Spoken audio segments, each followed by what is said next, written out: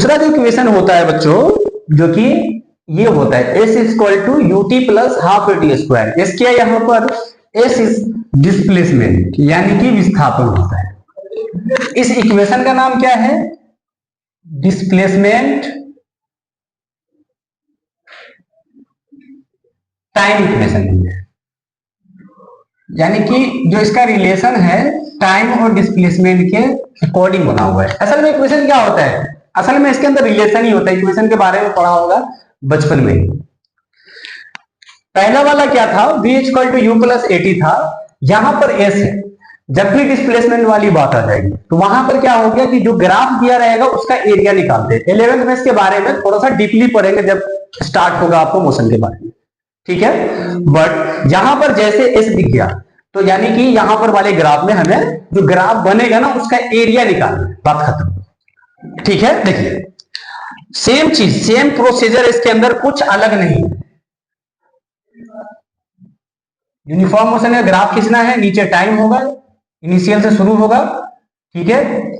अब कोई ऑब्जेक्ट जो रहेगा कहीं पर भी रैंडम, यहां से यूनिफॉर्म मोशन के ग्राफ को खींचते हैं। ये देखिए अब एक ऑब्जेक्ट ए पर था और वो कहां जा रहा है, बी पर, जाहिर सी बात पोजीशन। अब इनके बीच का जो डिस्टेंस होगा ना वो यू होगा, यानी कि यहां से यहां तक सॉरी जो वेलोसिटी है that is called initial velocity you होगा। अब इसको हम क्या करेंगे, थोड़ा सा ग्राफ थोड़ा सजा देते हैं इसको। देखिए ग्राफ खींचने के लिए पूरा का पूरा इस एक्सिस से जोड़ देंगे यहाँ पर कोऑर्डिनेट मिलाने के लिए। दूसरा क्या हो जाएगा, ये खींच देंगे, तीसरा ये खींच देंगे, सबका नाम सेम चीज, सेम प्रोसेस, इसमें कोई अलग चीज नहीं है। ये सी है, ये डी है और ये ई है, अलग अलग नाम, जहां पर जो मन में आ रही है। देखिए अब इसके अंदर याद रखिएगा डिस्प्लेसमेंट वाली बात आई है। जैसे आपको ये एस दिख जाए, इसका मतलब क्या हो रहा है कि जो ग्राफ बन रहा है ना उसका एरिया निकालना है। तो ग्राफ के अंदर कौन सा बनेगा, ये देखिए एक फिगर ये बन रहा है ना, और एक फिगर ये बन रहा है, एक ऊपर और एक नीचे। अब इस फिगर का नाम क्या है, ये जो पॉलीगन बन रहा है ये पॉलीगन कौन सा है, तो ये रेक्टेंगल है और ये ट्राइंगल है, ये दोनों बन रहा है ना इसके अंदर। तो यानी इसका एरिया निकालना है। इस रेक्टेंगल का एरिया क्या होगा, लेंथ इंटू ब्रेथ, और इसका एरिया क्या हो जाएगा, base height, 1/2 base into height. देखिए ध्यान से, पहले जो गिवन है उसे हम यहां पर लिख देते हैं। गिवन में क्या है, पहला है गिवन बात जो इंफॉर्मेशन है ग्राफ के अंदर, जो कि मैंने पहले बाद में लिखा था, अभी इसको पहले लिख लीजिए, पहले लिखे बाद में लीजिए, कोई फर्क नहीं होता, पता चल जाएगा वहीं से लिया। हमने यहाँ पर ओसी लिखना है, तो सबसे पहले हम लिखेंगे एओ जो बराबर होगा किसके, सीडी के, जो कि क्या है, यू है, इनिशियल वेलोसिटी, पहली बात। दूसरी बात, ओसी जो होगा वो बराबर होगा एडी के, जो कि टी है। दो बातें हो गई। थोड़ा सा और प्रीवियस वाले इंफॉर्मेशन से, प्रीवियस वाला जो इक्वेशन पढ़ा था, प्रीवियस वाले ग्राफ में जो इक्वेशन के जो सॉल्यूशन आएंगे वहां से यहां पर भी बीडी का काम है। क्या काम है बीडी का, ध्यान से देखिए, लिख देता हूं। बीडी का जो आ जाएगी वैल्यू, ये बी यानी एक्सेलरेशन है। एक्सेलरेशन की वैल्यू क्या थी, पूरी जो इक्वेशन जो बन रहा था v बराबर u प्लस एटी, तो हमारे पास a की जो वैल्यू आ जाएगी वो v माइनस यू अपॉन में t, ये वैल्यू आ गई। ये वैल्यू का हम इस्तेमाल करेंगे, बस इतना याद रखिएगा, ये यहीं से आया है। और जो कि ये किसके बराबर है, ये bd के बराबर है, बस इतना सा याद रखिएगा।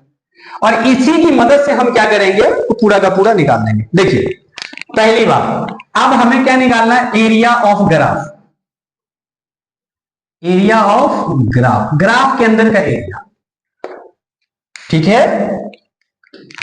एरिया ऑफ ग्राफ जो हो जाएगा, एरिया ऑफ, ये देखिए पूरा का पूरा क्या है, quadrilateral AOCD plus area of triangle ADB, दोनों का एरिया। एरिया ऑफ ग्राफ क्या कहलाएगा, एस कहलाएगा,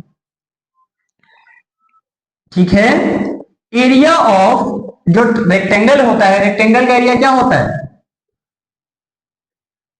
एरिया ऑफ रेक्टेंगल बचपन में पढ़ा होगा छठी क्लास में, वो होता है एल इंटू बी यानी लेंथ इंटू ब्रेथ, इतना समझ जाएगा, ठीक है।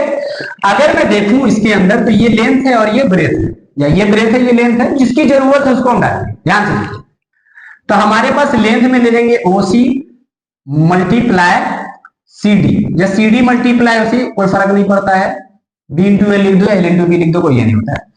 अब आता है एरिया ऑफ ट्रायंगल का फॉर्मूला क्या होता है, एरिया ऑफ ट्रायंगल, हालांकि बहुत सारे होते हैं, एक हीरोन्स फॉर्मूला भी अभी 9th में पढ़ा होगा, है ना, under root s into s minus a into s minus b into s minus c, ये भी लिखते हैं, ये हीरोन्स वाला। बचपन में जो पढ़े होंगे आपने 7th क्लास में, जब एनसीईआरटी की बुक खोले होंगे तो वहां भी आपने पढ़ा होगा कि किसके बारे में, एरिया ऑफ ट्राइंगल के बारे में। क्या पढ़ा था, 1/2 इंटू बेस इंटू हाइट, यानी कि 1/2 आधार गुने ऊंचाई, इसका इस्तेमाल किया होगा। अच्छा, एक और चीज आया था कि अगर इक्विलेटरल ट्राइंगल है तो क्या लगेगा, तो उसका फॉर्मूला क्या था, अंडर रूट 3/4 ए स्क्वायर, ए मीन साइड का स्क्वायर, ठीक है, ये भी फॉर्मूला हम लगाते थे। बहरे क्या, हमें यहां पर इक्विलेटरल ट्राइंगल का इस्तेमाल नहीं करना, यहां पर हमें किसका इस्तेमाल करना है, ऐसा ट्राइंगल, यानी जिसमें बेस हो जिसमें हाइट हो, उसका हम इस्तेमाल करेंगे। देखिए, तो अगर मैं ट्राइंगल देखूं तो क्या हो जाएगा, बेस क्या बन जाएगा बच्चों, 1/2, बेस कहे तो AD और हाइट कहे तो BD। अब सबकी वैल्यू को पुट करेंगे, हमारे पास आ जाएगा, तो S बराबर OC की वैल्यू क्या थी बच्चों, T थी, CD की वैल्यू क्या थी, CD है, देखिए AO के बराबर है यानी कि U है, हाफ AD, देखिए AD ये है ना, ये किसके बराबर है बच्चों, T के बराबर। BD की वैल्यू क्या थी, BD की वैल्यू हमारे पास ये देखिए दिया ना, मैंने पहले से गिवन लिख दिया है, तो BD की वैल्यू जो है V माइनस U अपॉन में T थी। क्लियर बात है। अच्छा, अब हमारे पास क्या है, BC की वैल्यू, इसकी वैल्यू क्या थी BD की,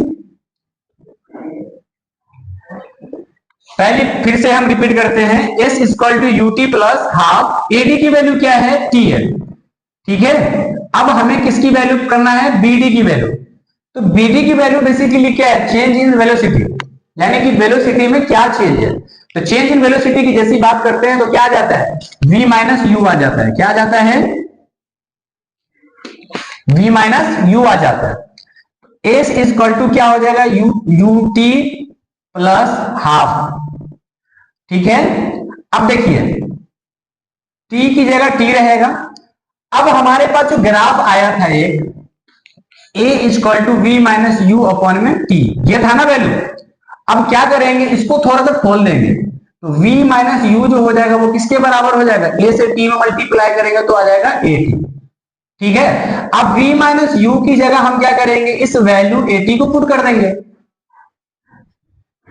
तो हमारे पास S की वैल्यू क्या आ जाएगी, UT plus half AT square, यानी कि हमारे पास दूसरा इक्वेशन ये वाला प्रूफ हो जाएगा। तो इस तरीके से हम दूसरा इक्वेशन भी प्रूफ कर देंगे।